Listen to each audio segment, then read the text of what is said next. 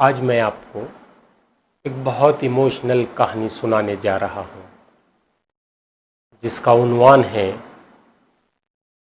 हौसलों का जहां।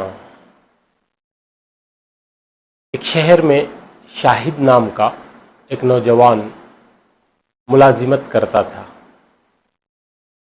अपने गांव से दूर वो अकेला उस शहर में रहता था। गांव में उसके वालिद और वालिदा रहते थे। कई सारी मजबूरियों की वजह से शाहिद को मुलाजिमत के लिए अकेले दूसरे शहर में रहना पड़ता था। कहते हैं ना कि हो के हालात से मजबूर चले जाते हैं, हो के हालात से मजबूर चले जाते हैं, बेटे अपनी माँओं से दूर चले जाते हैं, और घर के आंगन में लाड़ वो प्यार से पलने वाले,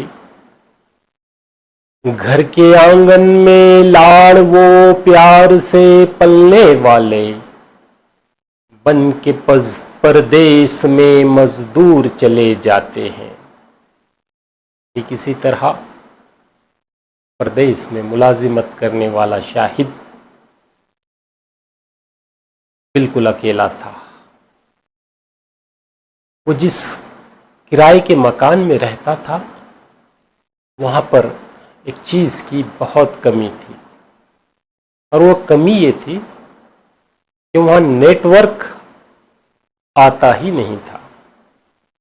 इसलिए शाहिद का एक रोज़ाना का मामूल था कि जब भी वो अपने घर में दाखिल होता उससे पहले ही अपने वालिदैन से फ़ोन पर गुफ्तगू करता, बातचीत करता और फिर अपने घर में दाखिल हो जाता। किसी काम की वजह से एक दिन वो अपने वालिदैन को फ़ोन किए बगैर ही घर में चला गया, लेकिन वो बहुत बेचैन था, नींद ही नहीं आ रही थी। इसी बेचैनी की कैफियत में वो देर रात को तकरीबन 12 साढ़े 12 बजने के वक्त घर से बाहर रोड पर आकर बैठ गया। तबीयत में काफ़ी बेचैनी थी, दिल ही नहीं लग रहा था कि उतने में उसके फ़ोन की बेल बजी। बेल की आवाज़ सुनते ही शाहिद चौंक गया।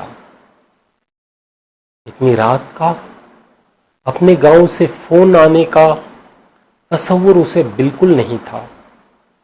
उसे नहीं पता था कि ये फ़ोन अगले ही पल में उसके कलीजे के टुकड़े टुकड़े कर देगा, उसके दिल को पाश पाश कर देगा, उसकी आंखों को अश्क बार कर देगा।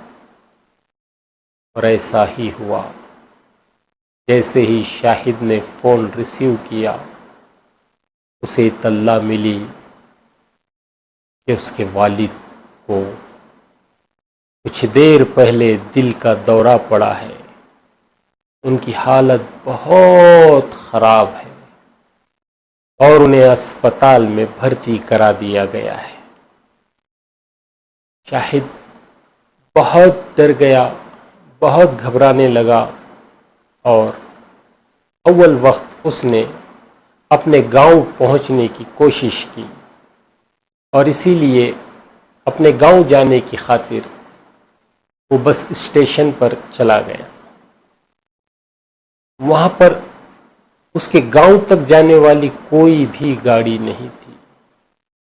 वो कभी रास्ते के इस किनारे चला जाता, कभी उस किनारे चला जाता, कभी इधर देखता कभी उधर देखता। रात बहुत हो चुकी थी, गाड़ियाँ थी कि मिल ही नहीं रही थी, लेकिन अल्लाह का करम हुआ और एक प्राइवेट गाड़ी उसे मिल गई जो उसके शहर जा रही थी। वो गाड़ी में बैठ गया, लेकिन जैसे ही गाड़ी चलना शुरू हुई, सफ़र था कि पूरा हो ही नहीं रहा था।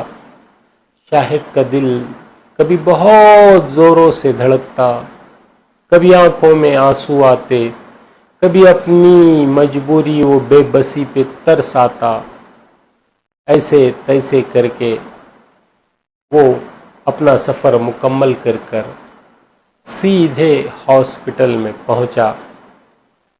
जैसे ही वो बाबा के रूम में दाखिल हुआ, न जाने कैसे उस नीम सी बेहोशी की हालत में बाबा ने अपने बेटे को आहट से ही पहचान लिया।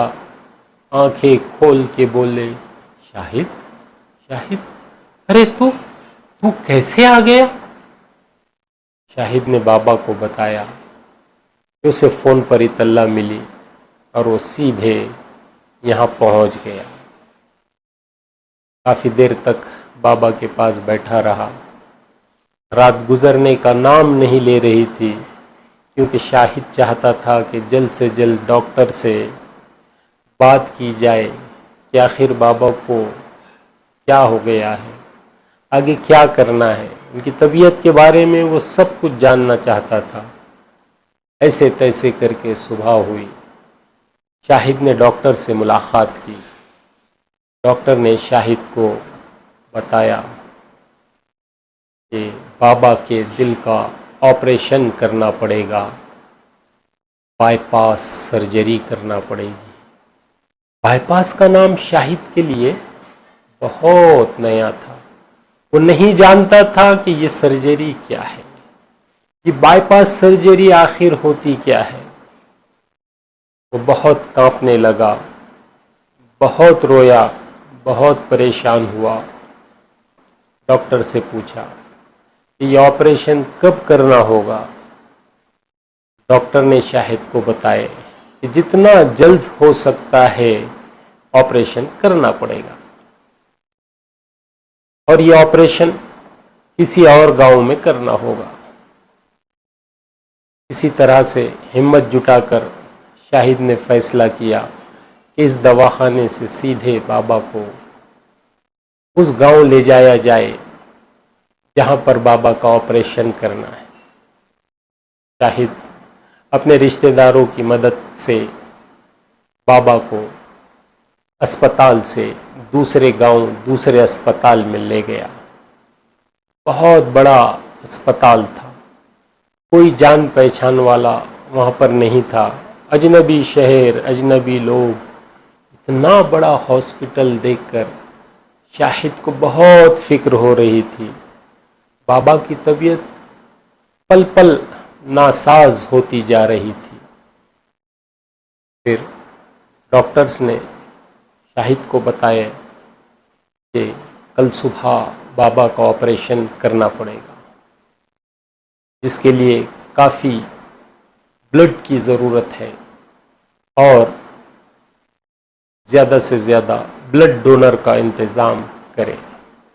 इन हिदायत को सुनकर शाहिद काफ़ी परेशान हुआ, इसलिए कि वो उस वक्त बिल्कुल अकेला था।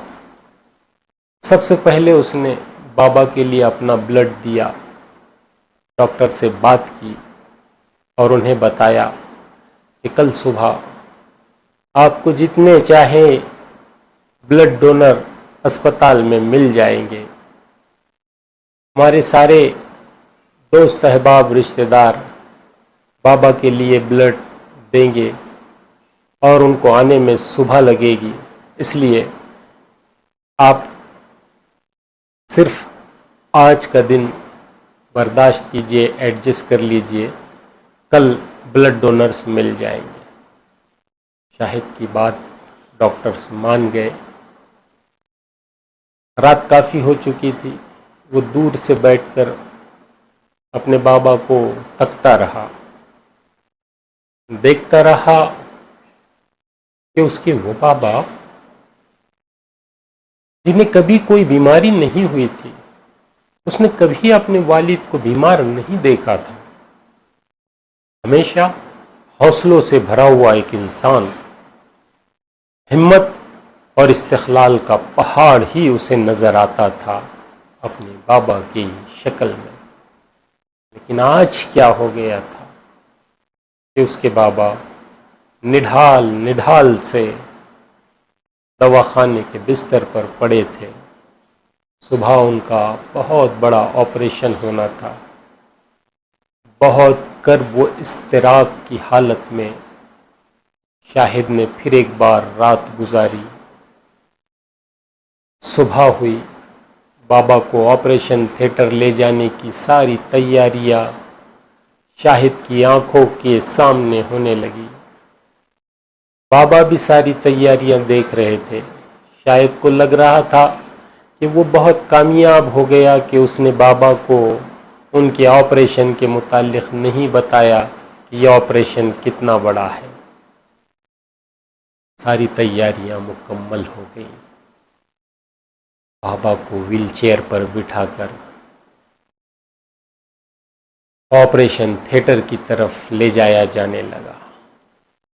आहिस्ता आहिस्ता शाहिद भी दबे दबे कदम बाबा की व्हील चेयर के साथ साथ चलता रहा।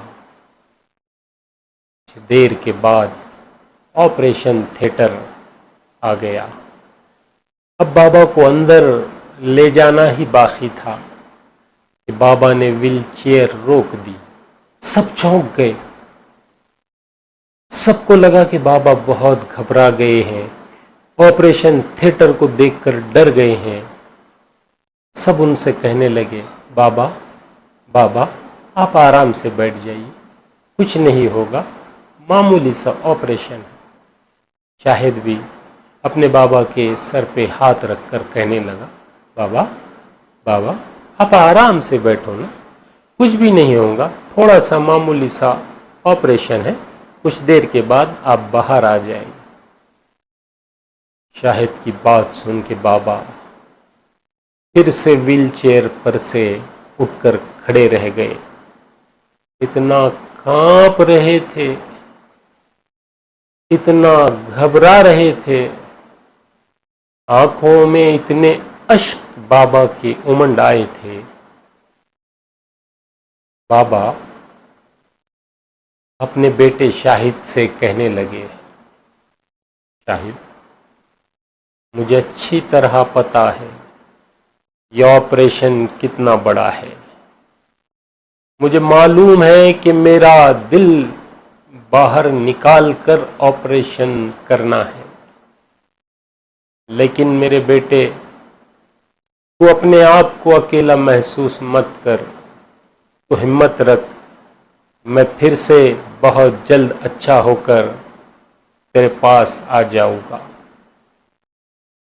जिस वक्त हौसलों की ज़रूरत बाप को थी, उस वक्त पहाड़ों जैसा हौसला रखने वाला बाप अपने बेटे को हिम्मत देने और हौसला देने लग गया। उस वक्त सारे दवाखाने के मुलाजिमीन अपनी पलकों को झुकाकर ये हौसलों का जहां देखकर हैरान हुए जा रहे थे। सोच रहे थे कि ये कितना अजीब हौसलों का जहां है। बाबा को अंदर ले जाया गया। ऑपरेशन शुरू हो चुका था। शाहिद कभी इधर जाकर बैठता, कभी उधर जाकर बैठता, कभी दुआएं करने लगता, कभी रोने लगता। फिर कुछ देर के बाद उसे इत्तला मिली कि बाबा का ऑपरेशन हो चुका है और कामयाब ऑपरेशन हो चुका है। बाबा को ऑपरेशन थिएटर से वार्ड में शिफ्ट किया गया। कुछ दिन बाबा आईसीयू में थे। शाहिद रोज़ कांच की एक खिड़की से बाबा को देखता। फिर बाबा को होश आया। शाहिद ने बाबा को देखा, दूर से उनको इशारा किया। फिर से उस बिस्तरे हॉस्पिटल में पड़े हुए आईसीयू में बाबा इशारे से अपने बेटे को इस तरह हौसले का इशारा करते रहे। कुछ दिन गुजरने के बाद बाबा की तबीयत बहाल हुई। बाबा शाहिद और उनके कई रिश्तेदार बाबा को हॉस्पिटल से डिस्चार्ज मिलने के बाद अपने घर वापस ले जाने के लिए आए। तब सबकी आंखें हैरान थी, चेहरों पर मुस्कुराहटें थी और लबों पर यही अल्फाज थे, ये हौसलों का जहान है, ये हौसलों का जहान है। अल्लाह हाफिज़।